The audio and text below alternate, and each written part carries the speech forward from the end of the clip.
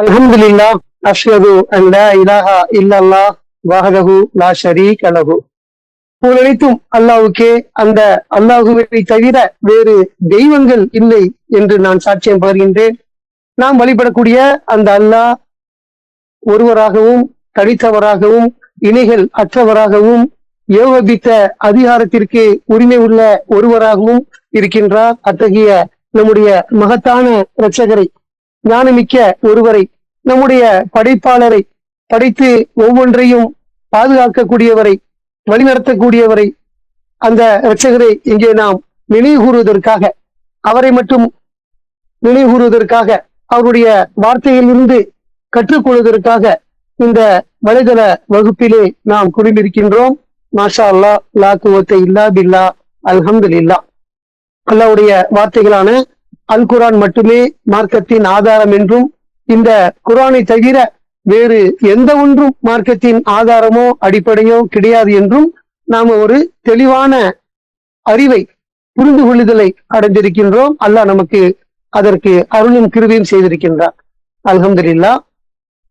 அல்லாஹ்வுடைய இந்த வார்த்தைகளான அல் குர்ஆன் 114 அத்தியாயங்களை கொண்டதாகவும் 6346 வசனங்களை கொண்டதாகவும் நாம தொடர்ச்சியா சின்ன சூறாக்கள் இருந்து பார்த்துட்டு வந்தோம். கடந்த வாரம் நம்ம ஒரு சூறா பார்த்தோம், குரைஷ். அவருடைய தொடர்ச்சியா இன்னைக்கு நாம பிரார்த்தனையில ஒரு வரியை பத்தி பார்ப்போம். இன்ஷா அல்லாஹ். நம்ம அன்றாடம் அல்லாஹ்ட்ட பிரார்த்தனை செய்யக்கூடிய மக்களா இருக்கிறோம். அதுல ஒரு வரி, ஜீசஸ் கேட்கக்கூடிய ஒரு பிரார்த்தனை,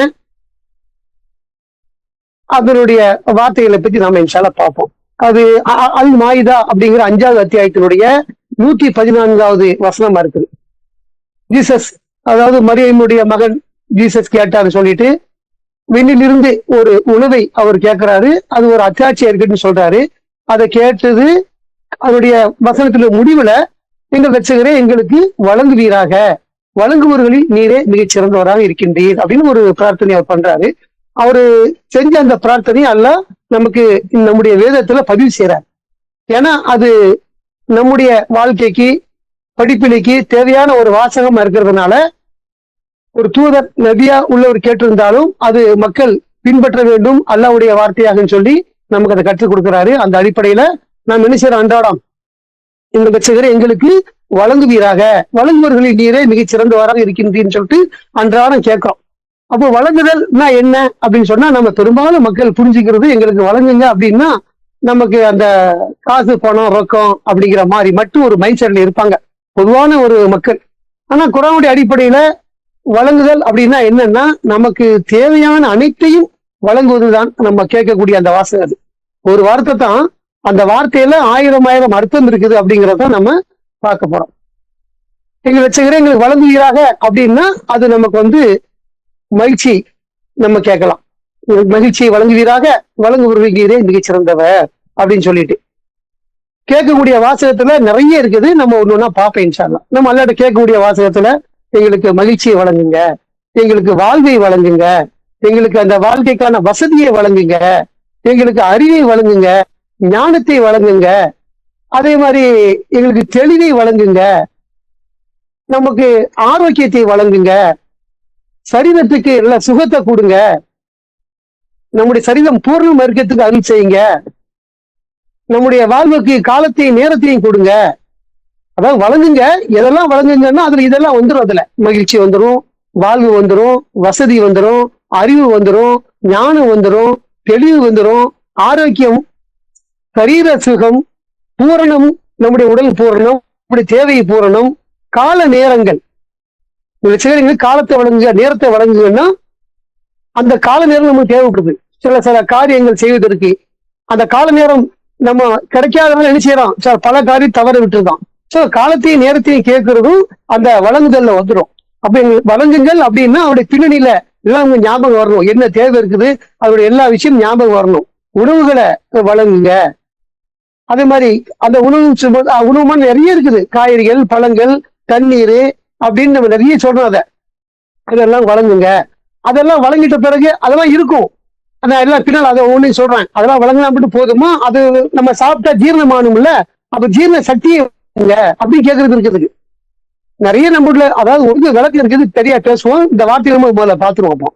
அப்ப உணவுகளை வழங்குங்க, பழங்களை வழங்குங்க, காய்கறிகளை வழங்குங்க, குடிப்பதற்கு தண்ணியை வழங்குங்க, அது ஜீரண சக்தியை வழங்குங்க, எங்களுக்கு ஆடைகளை வழங்குங்க, உடுப்புகளை வழங்குங்க, எங்களுக்கு வாரிசுகளை வழங்குங்க. அந்த வாரிசு வந்தா மட்டும் போதாது, அந்த குழந்தைகள் அது நமக்கு வந்து நல்ல குழந்தைகள் இருக்கிறதுக்கு நம்ம பிரார்த்தனை பண்றோம். அது நல்ல அதை வழங்குங்கன்னு கேட்கணும். அதை சந்ததிகளை நம்ம கேட்கணும். ஏன்னா அவர் தான் சிறந்த வாரிசாக இருக்கிறாரு. சோ வாரிசுல நீங்க ஆக்கிடாதீங்க அப்படின்னு ஒரு படத்தை கற்றுக் கொடுக்கிறாரு. அதை நம்ம கேட்பதன் மூலமாக வழங்குங்கள் அப்படிங்கிறது அதெல்லாம் வந்துடும். அப்ப நம்முடைய இந்த உலகத்துல வாழ்வதற்கு ஒரு தொழிலை கேட்கிறோம், ஒரு வருமானத்திற்கான ஒரு கல்வியை கேட்கிறோம். கல்வியை வழங்குங்க, தொழிலை வழங்குங்க. தொழில் வந்துடும். 5 லட்ச ரூபாய்க்கு ஸ்டாக்லாம் வச்சிருவோம், அதை எப்படி வியாபாரம் பண்றது? அப்ப அதுவும் அல்லாத அது செய்யறதுக்கு நம்ம தொழில் மட்டும் இருந்தா போதாது, அந்த தொழிலை செய்வதற்கான வியாபாரம் கூட்டங்கள் வரணும். அப்ப வியாபாரத்தை வழங்குங்க அப்படின்னு சொல்லி நம்ம கேட்கிறோம். இன்னும் நம்ம மறுமையில சொர்க்கத்தை பத்தி கேட்கிறோம். இன்னும் இந்த உலகத்திலேயே மறுவத்தின் நன்மையை கேட்கிறோம், நன்மையை வழங்குங்க அப்படின்னு சொல்லிட்டு. அப்ப இதெல்லாம் எதுல வருது? அந்த வழங்குதல்ல வருது. ஒரு வார்த்தை தான், எங்களுக்கு வழங்குவீராக, வழங்குபவர்கள் நீரே மிகச்சிறந்தவ. அப்ப வழங்குதல் என்னெல்லாம் இருக்குதுன்னு எனக்கு தெரிஞ்சு நான் யோசனை சொல்றேன். உங்களுக்கும் அது மாதிரி 1000 தோணும். அதை நீங்க ஷேர் பண்ணணும், நீங்க அதை கேட்கணும். அப்படிங்கிறதுக்கு நான் அந்த ஒரு சாம்பிளா நான் சொல்றேன் அந்த விஷயத்தெல்லாம். அப்போ நன்மையை வழங்குங்க, சொர்க்கத்தை வழங்குங்க, நல்ல துணைகளை வழங்குங்க. சொல்றோம்ல, கணவன் மனைவி நல்ல துணைகளை வழங்குங்க. நம்ம ஆல்ரெடி கல்யாணம் பண்ணியாச்சு, அதுக்காக நமக்கு துணை இருக்கிற துணை நல்லா இருக்கணும் இல்லையா? அது அதுல சேர்ந்து வந்துடும். துணை நல்லதா இருக்கும்படி அல்ல நமக்கு கிருபை செய்யணும்னு சொல்லிட்டு அதை வழங்குபடி கேட்கிறோம். அதே மாதிரி நாம ஒரு எல்லாரும் மாதிரி மனிதர், நமக்குன்னு ஒரு தனி திறமைகள் இருக்கும். இந்த திறமையை வழங்குங்க. ஒரு நிர்வாகம் இருக்குதுன்னா அதுக்கு திறமை தேவை தானே, அந்த திறமையை வழங்குங்க. நிர்வாகம் மட்டும் நம்ம கொடுத்துருவாங்க கையில, அதை எப்படி செய்யணுங்கிற ஆளுமை இருக்கணும்ல, அந்த ஆளுமை நமக்கு அல்ல தரணும், அதை வழங்குங்க அப்படின்னு கேட்கணும். யார் எதை சார்ந்து இருக்கிறீங்களோ அதை கேட்கத்தான் நான் சொல்றேன். அதே மாதிரி நம்முடைய குணங்கள்ல நல்ல குணம், கடிவான பேச்சுகள், இரக்கமான குணம், நல்ல ஒரு பார்வை, சிந்தனை, இப்படின்னு நிறைய அடுக்கிக்கிட்டே போகலாம். அதை நம்ம விரிவா ஒண்ணுன்னா பார்ப்போம். இப்படி கேட்க வேண்டிய விஷயங்கள், நமக்கு அல்லாஹ் வழங்கி கொண்டிருக்கக்கூடிய விஷயங்கள் லட்சம் இருக்குது. நம்ம ஞாபகத்துல உள்ளதை என்ன அப்பப்ப நம்ம அல்லாஹ் நினைவு கூறும்போது இதெல்லாம் என்ன செய்யணும்? கேட்கணும். அப்போ அந்த வார்த்தை ஒரு வார்த்தையாக இருந்தாலும் ஒரு வார்த்தை இல்ல, அந்த ஒரு வார்த்தைக்கு உள்ள லட்ச வார்த்தைகள் இருக்குது. அல்லாஹ்வுடைய வார்த்தை அப்படித்தான் வளமானதுங்கிறத நம்ம அறிஞ்சு வச்சிருக்கிறோம். அந்த அடிப்படையில நாம ஒண்ணு பார்ப்போம். மகிழ்ச்சி நமக்கு தேவையான ஒண்ணு. நம்முடைய இன்றைய காலகட்டத்துல எல்லோருக்குமே தேவையான ஒண்ணு மகிழ்ச்சி தான். அதை அடைவதற்கான சூட்சுமத்தை அல்லாஹ் நமக்கு அல்ல சொல்றாரு, 17 சொல்றாரு. அல்லாஹ் நினைவுரையின் மூலமாகத்தான் நாம் என்ன செய்ய முடியும்? மனம் சாந்தி அடையும். மனம் அமைதி அடைஞ்சிச்சுன்னா நம்ம மகிழ்ச்சியா இருப்போம். மனம் சஞ்சலப்பட்டதான் நமக்கு முகம்லாம் மாறும், துக்கம் எல்லாமே எப்போ வரும்? நம்மளுக்கு மனசுல நெருள் இருந்தா தான். ஒரு கடுமையான சொல்ல கேட்டுட்டோம், அடைஞ்சிட்டோம், ஒரு நஷ்டத்தை அடைஞ்சிட்டோம், ஏதோ ஒரு நம்ம ஒரு இறுதி செய்யப்பட்டோம்னா நம்ம அது சஞ்சலம் ஆயிடுவோம். மனசுங்கிறது ஒரு அது என்ன உருப்பிடு கூட சொல்ல முடியாது. அது அந்த மாதிரியான ஒரு மனம், அது அப்படிப்பட்ட படைப்பு. அதுக்கு ஏதாவது ஒரு பிரச்சனை வந்துச்சுன்னா அது நம்ம முகத்துல தெரியும். அகத்தின் அழகு முகத்தில் தெரியுங்கிற மாதிரி கவலை தோய்ந்த முகமாக, இழிவடைந்த முகமாக நமக்கு மாறும். இதுக்கெல்லாம் காரணம் என்ன அப்படின்னாக்கா நம்ம மகிழ்ச்சி இல்லை. அப்போ அந்த மகிழ்ச்சியை நாம கேட்டு பெறக்கூடிய மக்களா இருக்கணும். வாழ்வாதாரத்தை மட்டும் கேட்கறது இல்லை, அந்த வாழ்வாதாரத்தை இதெல்லாம் வந்துடும். நம்ம மகிழ்ச்சியா இருப்பது நம்முடைய வாழ்வாதாரத்துல ஒண்ணுதான். சரியா? அந்த அடிப்படையில நம்ம மகிழ்ச்சியை வழங்குங்க, வழங்குறவங்களை நீரே சிறந்தவ அப்படின்னு தனித்தனியாக நம்ம கேட்டுக்கலாம். அப்படி மகிழ்ச்சியை பத்தி நம்ம நிறைய பேர் வசதியில் இருக்காங்க. பணம் தான் முக்கியம் நினைச்சிட்டுலாம் நிறைய பேச்சுகள் வருது. நம்முடைய வாழ்க்கைக்கு இன்றியமையாத பணம் தான் அப்படின்னு. பணம் இருக்குது, ஆரோக்கியம் என்ன செய்ய முடியும்? சொத்து இருக்குது, கோடியில சொத்து இருக்குது, அவருக்கு ஒரு இட்லி கூட திங்க முடியல. அப்போ அது என்னது? அது நம்ம ஆசைப்பட்ட ஒண்ணு சாப்பிட முடியல. விருப்பப்படுறோம், நீ இதை சாப்பிடாதன்னு அட்ஜஸ்ட் டாக்டர் பண்றாரு. மாம்பழமா, சுகர் பேஷண்ட் திங்காதீங்க, பலாப்பழமா திங்காதீங்க, சப்போட்டாவா நல்ல மணக்கும், ஆசை இருக்கும், திங்க கூடாதுன்றாரு. ரொம்ப ஒரு சொற்பமா 4 பிச்சு ஒரு சின்ன துண்டு சாப்பிடுங்க அப்படின்பாரு. அது நம்ம ஹவா அடங்குமாறு அடங்காது, விரும்புற மாதிரி திங்கதான் நம்ம ஆசைப்படுவோம். அப்ப இந்த மாதிரி நம்ம என்ன செய்யணும்? அந்த இடத்துல மகிழ்ச்சியை நம்ம என்ன செய்யறோம்? இழக்கிறோமா இல்லையா? அப்ப அதெல்லாம் நம்ம அல்லாட்ட கேட்கணும். நம்ம மகிழ்ச்சியா இருப்பதற்கு அல்லாட்ட கேட்கணும். அதே மாதிரி அடுத்த வாழ்வு, நம்முடைய வாழ்வு பலதரப்பட்ட வாழ்வு இருக்குது மனிதர்கள் மத்தியில. நம்ம நிறைய சமகாலத்துல நிறைய மனிதர்கள் வாழ்றோம். வாழ்க்கை தரத்துல நிறைய தரங்கள் இருக்குது. ஹைஃபையான வாழ்க்கை, ஒரு சாதாரணமான வாழ்க்கை, மிடில் கிளாஸ் வாழ்க்கைன்னு சொல்றோம், ஏழை வாழ்க்கை, நடுத்தர வாழ்க்கை, அதே மாதிரி ஒண்ணுமே இல்லாம என்னது அரசாங்கத்துல சொல்லப்படுது இல்ல, அந்த வறுமை கோட்டு கீழ் உள்ளன்னு ஒண்ணு சொல்றாங்க பாருங்க. வருமானமே இல்லாத வறுமை கோட்டு வாழ்வதற்கு இவ்வளவு தேவை இருக்குது, 1000 ரூபாய் இருந்தா தான் வாழ முடியும். அவனுக்கு 1000 ரூபாய் வருமானம் இல்லைன்னா வறுமை கோட்டு கீழே ஒரு கேட்டகரி இருக்குது. அப்படி பல படித்தவர்கள் வாழ் வச்சிருக்கிறார். ஆனா அதெல்லாம் எனக்கு தேவையான்னு கேட்டா தேவை இருந்தா தான் உலகமே இயங்கும். வாழ்க்கையில எல்லாருமே ஒரே மாதிரி சமமா ஏதோ சொன்னாலுக்கு உலகம் இயங்காது. விளக்குதான் உங்களுக்கு? கோடீஸ்வரர் எல்லாருமே கோடீஸ்வரன், என்கிட்ட நிறைய பணம் இருக்கு, உங்கள்கிட்ட இருக்குதுன்னா யார்கிட்ட யாரு வேலை செய்வா? யார்கிட்ட யாரும் வேலை செய்ய மாட்டேன், எந்த வேலையும் நடக்காது. விவசாயம் எப்படி நடக்குது? இப்போ எப்படி நம்ம அரிசி நம்ம சிட்டில உட்காந்து சாப்பிடுறோம் அப்படின்னா, அங்க பணம் இல்லாம இருக்கிறாரு. அவரு பணத்தை உருவாக்கத்தான் அதை அவர் பயிர் செய்யறாரு. அவர்கிட்ட லட்சம் ரூபாய் கோடி ரூபாய் பணம் இருந்துச்சுன்னா அவர் பயிர் செய்ய வேலை அவசியம் இல்லையா? பணம் இருந்துச்சுன்னா எல்லாருமே பணமா வச்சா யார்கிட்ட யாரும் ஜாமான் வாங்குறது? யார்கிட்ட யாரும் வாங்க முடியாது இல்லையா? அந்த மாதிரியான ஒரு நிலைமை உண்டாயிடும். அதனால இது ஏற்றத்தாழ்வுகள் இருந்தா தான் உலகம் இயங்கும். கடவுள் ஏன் ஏழையா படிச்சாரு? நிறைய கருத்துக்கள் சொல்றாங்க மக்கள்ல. ஏன் இவ்வளவு கஷ்டமா படைச்சிருக்கிறாரு? இவனுக்கு ஏன் இப்படி இருக்கான், அவன் அப்படி இருக்கான், இவன் இவ்வளவு கஷ்டப்படுறான் அப்படி கேள்விகள் கடவுளை பத்தி கேட்கிறாங்க. கடவுளுக்கு இருக்கும் இல்லையாங்கிற அளவுக்கு இவன் இந்த அளவுக்கு பேச விட்டுருக்கிறாரு. இதே பெரிய விஷயம். அவர் பேச விட்டு அவன் சொல்றான் கடவுளுக்கு எதிராக, கடவுளுக்கு நிந்தனை செய்யறான், கடவுளுக்கு இரக்கம் இல்லையா அப்படின்னு சொல்லிட்டு. இப்படி இருந்தா தான் உலகமே இயங்கும், இல்லைன்னா இயங்காது. நமக்கு 1 லட்சம் ரூபாய் சம்பளம் கொடுத்து இந்த காவாவை இறங்கி அந்த அடப்பு எடுப்போமா? ஏன்னா நம்ம அந்த மாதிரி ஒரு பணியில் நம்ம செஞ்சுட்டு இருக்கோம். ஆனா நமக்கு அந்த பணியா இருந்தா நம்ம செய்வோம், அது விஷயம் வேற. செய்யவே மாட்டேன்னு சொல்ல முடியாது.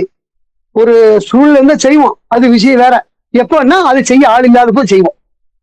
செய்ய ஆளே இல்லை, நமக்கு வீடு தெரு நாறிட்டு இருக்குது, என்ன செய்யணும்? இப்போ நம்ம இறங்கதான் செய்ய முடியும்னா நாம தான் செஞ்சு ஆகணும், அது விஷயம் வேற. ஆனா அதுக்கான ஏற்பாடுகள் எல்லாம் நிறைய செஞ்சு வச்சிருக்கிறார். ஏற்றத்தாழ்வு மக்கள் இருக்கிறதுனால தான் அந்த படிகள் நடந்துட்டு இருக்குது. அப்ப வாழ்வுங்கிறது நாம கேட்கிறோம்னா நல்ல வாழ்வு, மகிழ்ச்சியான வாழ்வு, சுகமான வாழ்வு, அதான் நம்ம விளையாட்டு கேட்கிறோம். அல்ல நமக்கு தந்திருக்கிறாரு. தொடர்ச்சியா நாம அவருக்கு நன்றியோடு இருந்தோம் சொன்னா நம்முடைய வாழ்நாள் முழுக்க நாம என்ன செய்வோம்? நல்லா இருப்போம், இங்கேயும் நல்லா இருப்போம், அங்கேயும் நல்லா இருப்போம். அதே மாதிரி நாம அறிவை கேட்கிறோம். விளையாட்ட எங்களுக்கு அறிவை வழங்குவீராக. ஞானத்தை கேட்கிறோம்ல, அதான் அறிவுடைய எல்லை தான் ஞானமா இருக்குது. எங்களுக்கு ஞானத்தை வழங்குவீராக அப்படின்னு எல்லாரும் கேட்கிறோம். ஏன்னா அவர் தான் ஞான முடிவுல இருக்கிறார்.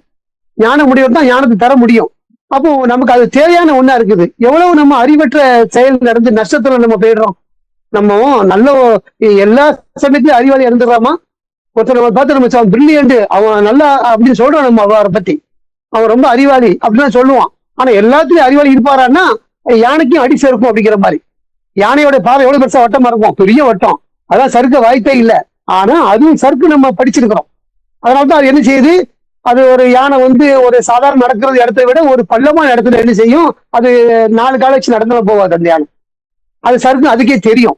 ஏன்னா காலில் நிக்கக்கூடிய வெயிட்டை விட உடம்போட வெயிட் பெருசு. அதுக்கு அது பேலன்ஸ் நிக்க நடக்கத்தான் முடியுமே தவிர சாயவன இடத்துல போக முடியாது. அது என்ன செய்யாது? 4 காலம் விரிச்சு விடுறது, முன்னால 2 பின்னாடி விரிச்சிட்டு அதை சறுக்கி போகும். ஏன்னா யானைக்கும் அடி சறுக்குங்கிறது அதுவும் தெரிஞ்சு வச்சிருக்குது. அந்த அடிப்படையில அறிவு அப்படிங்கிறது எப்பவுமே எல்லா காலத்தையும் அறிவா இருக்க மாட்டான். யாரா இருந்தாலும் சரி, நானா இருந்தாலும் நீங்களா இருந்தாலும், நாம என் வாழ்க்கையில எவ்வளவு நஷ்டப்பட்டிருக்கோம். நம்மள அறிவாளியா நம்ம நினைச்சிட்டு இருந்தாலும் அந்த நஷ்டப்பட்டதன் மூலமா நம்ம அறிஞ்சுக்கிடலாம் நாம அறிவாளி இல்லை அப்படின்னு சொல்லிட்டு. நம்மளை விட நம்ம இன்னொருத்தர் சந்திக்கும் போது சில சம்பவங்கள் சொல்லுவான், சில ஆழங்களை சொல்லுவான். இது நமக்கு தோணலையே அப்படின்னா அப்ப அந்த இடத்துல நமக்கு அறிவு இல்லைல்ல. சரியா உங்களுக்கு? அதனால அறிவுங்கிறது நமக்கு தேவையான ஒண்ணு இருக்குது. நம்முடைய வாழ்க்கை தேவையோ அதை நம்ம அல்லாட்ட கேட்கக்கூடிய மக்களா இருக்கணும். எங்க ரட்சகரே எங்களுக்கு அறிவை வழங்குவீராக, நீரே வழங்குவது சிறந்தவ அப்படின்னு சொல்லி அதே மாதிரி தெளிவை நம்ம கேட்கிறோம். எந்த விஷயம் செஞ்சாலும் ஒரு தப்பு வராம தெளிவா செய்யணும். யாருமே அந்த மிஸ்டேக் கண்டுபிடிக்க கூடாது, அதை திருத்துற அளவுக்கு தப்பு இருக்கக்கூடாது, அந்த வேலை தெளிவா இருக்கணும். இது மாதிரி வேற எவனும் செய்ய முடியாதா அப்படின்னு சொல்ற அளவுக்கு நம்ம பணி இருக்கணும்னா நம்ம தெளிவு இருக்கணும். அந்த தெளிவை நாம் அல்லாட்ட கேட்கணும். ரட்சகரே எங்களுக்கு தெளிவை வழங்குவீராக, வழங்குவீரே சிறந்தவ அப்படின்னு. அப்ப இதெல்லாம் நம்மளே ஒண்ணு செஞ்சிடறோமா அப்படின்னா நம்ம செய்யல. ஒரு வேலை செஞ்சிருக்கிறோம், ரொம்ப பெஸ்டா இருக்குது, வேர்ல்டுல அவார்டு கொடுத்துட்டான், அது நம்மளா செஞ்சிருக்கிறோம். கடவுள் நம்மளை செய்ய வச்சிருக்கிறார், நம்மளை இயக்குறார். இதுதான் மூலம். அதை நம்ம தெரிஞ்சுக்கிறோம். அந்த எந்த அவார்டுக்கும் சிறப்பு நாம இல்லை. அந்த அவார்டை பெற்று தவிர்த்து அல்லாதான் நினைச்சிட அருளும் கிருபையும் செய்கிறார். அந்த பேசிக்கு நம்ம எப்பவுமே மறந்துடக்கூடாது. நம்ம எல்லாமே அல்லாவோட கிருபை ஞாபகம் வச்சிருக்கிறோம், நினைவூட்டுறாத. யாருங்க மறந்தவங்க இல்லை இங்க கேட்கக்கூடியவங்க. எல்லாருமே ஞாபகம் உள்ளவங்க தான், அல்லாதான் எல்லாம் செய்யறாருன்னு. ஆனா அப்பப்போ என்ன செய்யணும், சைத்தா தலை தூக்கிடுவான் இந்த மனசுக்குள்ள. நமக்குன்னு ஒரு மமதை, ஒரு கர்வத்தை உண்டு பண்ணுவான். அப்படின்னா அது இருக்குது, அதெல்லாம் அப்படி அகந்த வெளிப்படுறது. அதான் அல்ல என்ன சொல்ற, கொள்ள சொல்ற.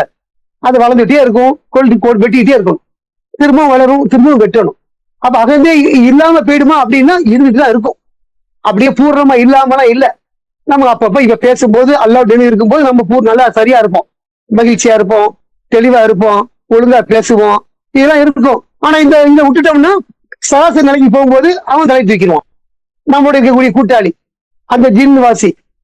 அது அப்ப அந்த மாதிரி நடக்கும்பொழுது இது இந்த நினைவூட்டுல வரும்போது என்ன செய்யும், நமக்கு அந்த அகதியை கொள்ளக்கூடிய ஒரு வாய்ப்பு அது இருக்கும். அது ஆக நம்ம ஒரு தெளிவா இருக்கிறோம், தெளிவா வேலை செய்யறோம் அப்படின்னு சொன்ன அதுக்கு அல்லா செஞ்சிருக்கிற அவன்தான். அவனை அறிவாளி பாராட்டுறதுக்கு அல்லா அறிவு செஞ்சிருக்கிறத தவிர அவனுக்கு பிரத்யேகமான ஒரு சக்தி ஒண்ணுமே இல்ல. அவன் கட்டையாவோ நெட்டையாவோ குட்டையாவோ வெள்ளையாவோ எப்படியோ இருப்பான். அவனுடைய காரியம் ஒரு வேலை அந்த படி சிறப்பா செய்வான், நல்ல வீடு கட்டி தருவான், நல்ல பிளானிங் கரெக்டா இருக்கும், சின்ன இடத்துல பெருசா செய்வான். நம்ம சொல்றோம்ல இந்த இன்ஜினியர் இப்படி செய்வான், பார்த்துட்டு போவோம் அந்த இடத்த. வெறும் 600 ஸ்கொயர் ஃபீட் தான் இருக்கும், ஆனா அது 1000 ஸ்கொயர் ஃபீட் கட்ட மாதிரி வீடு இருக்கும். அந்த அமைப்பு, அந்த மடிப்பு, அதனுடைய பில்டிங்கு, அதனுடைய கட்டிடம், அதே சமயத்துல அதை எந்த அளவுக்கு செலவு குறைச்சி செய்யணும் எல்லாம் பிளான் பண்ணுவாங்க.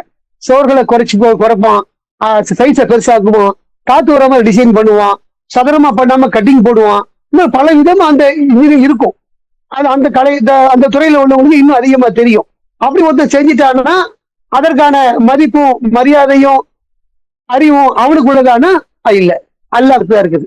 அப்ப அல்ல நாம அதான் இது மாதிரி ஒண்ணுக்கும் நான் அந்த சப்ஜெக்ட் சொல்றேன்னா நீங்க உங்க சப்ஜெக்ட் எப்படி இருக்கீங்களோ அதை யோசிங்க. அந்த அடிப்படையில அல்லாஹ் நமக்கு தெளிவை தரணும், அவர் தான் நமக்கு தரக்கூடியவரா இருக்கிறாரு அப்படிங்கிறத நம்ம கேட்கணும். அடுத்து ஆரோக்கியம் ரொம்ப முக்கியமானது. நம்ம எல்லாமே எல்லாம் ஆரோக்கியத்தை நாம இருக்கிறோம். நம்முடைய உடல் எல்லாருக்குமே ஒரே மாதிரி இல்ல, வெவ்வேறு சைஸ்கள், வெவ்வேறு அளவுகள் இருக்குது. எல்லாமே கிலோ கிராம்ல மாறி மாறி இருக்கும். எல்லாமே ஆரோக்கியமா இருக்கிறோமான்னா நிறைய பிரச்சனை உலகமா இருக்குது. இப்போ வியாதிகள் நிறைந்த ஒரு உலகமா இருக்குது. இந்த வியாதி நிறைந்த உலகத்துல நாம கடவுள்கிட்ட கேட்க வேண்டிய விஷயம், எங்களுடைய சிகரே எங்களுக்கு ஆரோக்கியத்தை வழங்குகிறாங்க. ஆரோக்கியமா என்ன, நல்ல ஆக்டிவா இருக்கிறது. நம்ம சாப்பிட்டா அது சத்து உடம்பு சேரும், நல்ல புஷ்டியா இருப்போம், சடனா நம்மளால வேலை செய்ய முடியும், உட்கார்ந்து எந்திக்க முடியாத நிலைமையில் நிறைய பேர் இருக்கிறாங்க. உடல் கடத்தவங்க, ஒரு ஆள் சப்போர்ட் தேவைப்படுது. சாதாரணமா ஒரு காலத்துல உட்கார்ந்து இருந்து ஜலம் கழிச்சவங்க திடீர்னு ஒரு காலத்துல எந்திக்க முடியல அவங்களால. அதுல உட்கார்ந்து எந்திக்க முடியாதுங்கிறதுனாலே நின்று கொண்டு சிறிது கழிக்கக்கூடியவங்களா இருக்கிறாங்க. அதுவும் ஒரு வியாதி வந்துட்டு போனதுக்கு அப்புறம், பலகீனம் அடைஞ்சதுக்கு அப்புறம் அந்த நிலைமை உண்டாகும். நம்ம ஆரோக்கியமா இருந்திருப்போம், நம்ம அமர்ந்துதான் அந்த சிறிது கழிச்சிருப்போம். நமக்குன்னு ஒரு காய்ச்சல் ஒரு இயலாம வந்துருச்சுன்னா நம்முடைய வெயிட் குறைஞ்சிரும். திடீர்னு ஒரு 5 கிலோ வெயிட் குறைஞ்சிருச்சுன்னா அந்த இயலாமை நமக்கு வந்துடும். அதுல பழைய மாதிரி உட்கார்ந்து எந்திக்க முடியல, ஏதாவது குடிச்சிட்டு எந்திக்க முடியுது அப்படின்னா நம்ம அங்க ஆரோக்கியத்தை இழந்திருக்கிறோம். அப்ப நம்ம அந்த ஆரோக்கியத்தை கேட்டோம்னா வியாதிகள் நமக்கு இல்லாம இருக்கும். அப்போ ஒண்ணு அல்லாட்டு குறிப்பிட்டு கேட்கணுங்கிறதா நான் சொல்ல வர விஷயம் என்னன்னா, எங்களோட சிகரே வழங்குகிறாக அப்படிங்கிறதுல நமக்கு செல்வம் செழிப்பு மட்டும் இல்ல, எல்லாம் இருக்குது. மகிழ்ச்சி இருக்கு, வாழ்வு இருக்கு, வசதி இருக்கு, அறிவு இருக்கு, தெளிவு இருக்கு, ஆரோக்கியம் இருக்கு, சரீர சுகம் இருக்கு, பூர்ணமா அது இருக்கு. காலங்கள் நமக்கு தேவைப்படுது, நேரங்கள் தேவைப்படுது, உணவுகள் தேவைப்படுது, தண்ணீர் தேவைப்படுது, அதெல்லாம் சாப்பிட்டா ஜீரணம் தேவைப்படுது, சக்தி தேவைப்படுது, நல்ல ஆடைகள் நமக்கு தேவைப்படுது. அதே மாதிரி வாரிசுகள் நமக்கு அல்லாஹ் தரணும், அதை வாரிசுக்கு நல்ல குழந்தைய ஆக்கி வைக்கணும், தொழிலை தரணும், அந்த தொழில வியாபாரத்துல வரக்கத்து இருக்கணும். நிறைய வார்த்தைகள் இருக்குது. அதுல சொர்க்கத்தை தரணும், நன்மையை தரணும் அப்படின்னு, நம்ம இரக்கத்தை தரணும், நல்ல குணத்தை தரணும், கனிவை தரணும்னு நம்ம நிறைய சொல்றோம். ஒண்ணுக்கு பின்னாலே ஒரு பின்னணி இருக்குதுங்கிறத நம்ம பார்த்துட்டு இருக்கிறோம். ஆக ஆரோக்கியம், அதுக்கு அடுத்து சரீர சுகம். சரீர சுகம்ங்கிறது அந்த ஆரோக்கியம் சம்பந்தப்பட்டது. அது சரீரம்னா ஒரு எப்பவுமே சரீர சுகமா இருக்கிறது, நமக்கு ஒரு அலர்ஜி இல்லாம இருக்கிறது, ஒரு ஊழல் இல்லாம இருக்கிறது. சில நிறைய வியாதியோட மக்கள் இருக்கிறாங்க. அதாவது நிறைய கேள்விப்படுறோம், ஒரே ஊழல், நிறைய பேருக்கு காட்டாச்சு, அதுக்கு தீர்வு இல்லை அப்படிங்கிற மாதிரியான விஷயங்கள் நம்ம கேள்விப்படுறோம். இதெல்லாம் என்னன்னா சரீர சுகம் இல்லாத ஒரு விஷயமா இருக்குது. ஆள் ஆரோக்கியமா இருப்பாங்க, வெயிட் பார்த்தா 85 கிலோ வெயிட்லாம் இருக்கும். ஆனா வேற என்ன பிரச்சனை அப்படின்னா தலைக்குள்ள வலி, ஒத்த தலைவலி, திடீர்னு வருது அப்படின்னு, கை காலில் உளைச்சல் இருக்குது.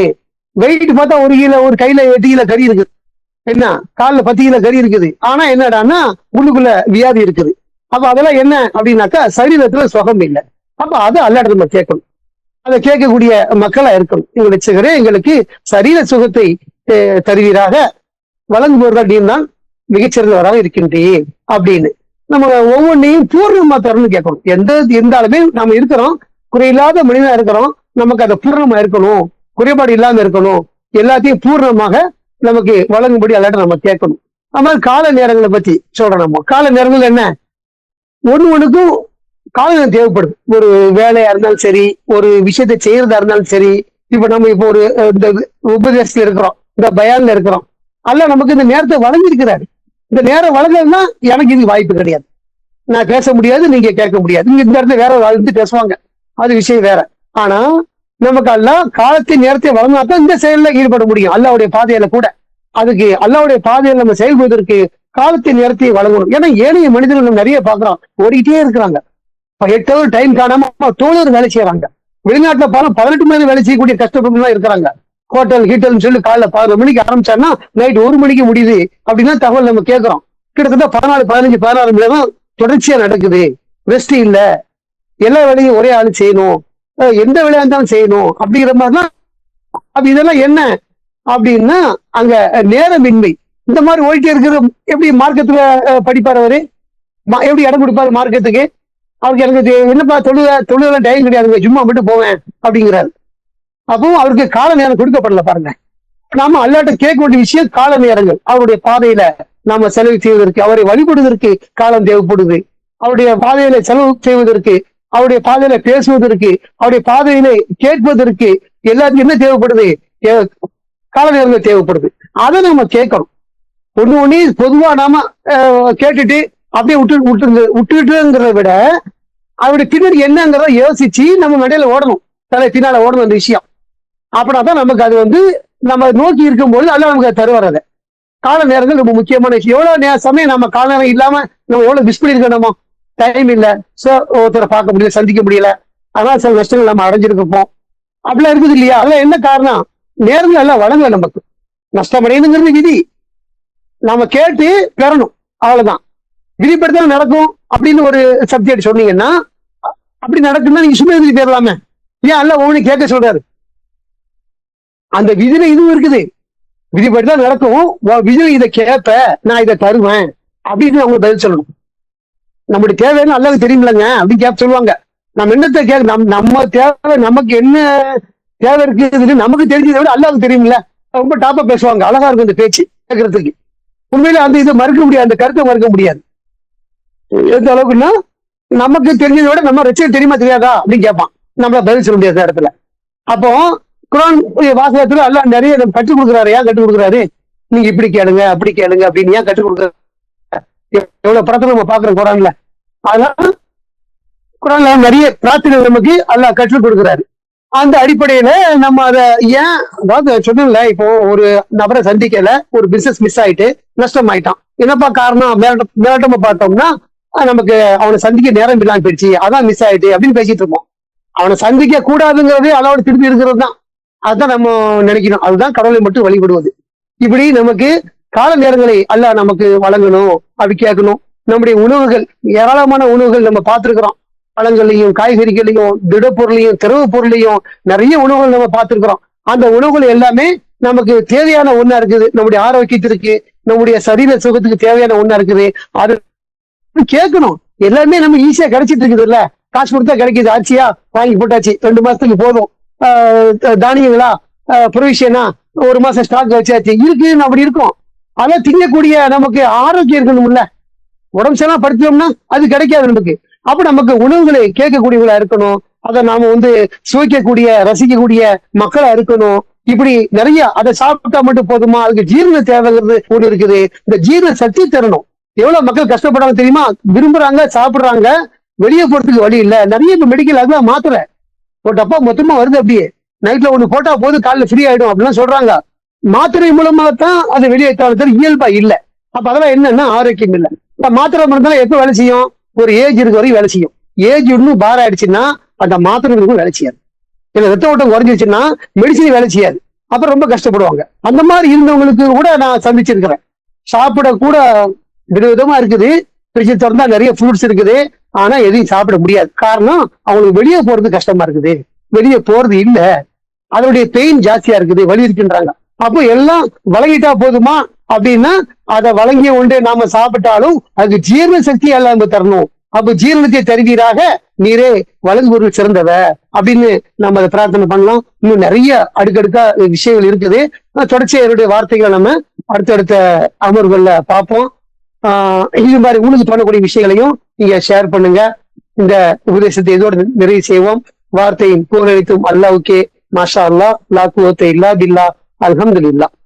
ஸலாமு அலைக்கும்.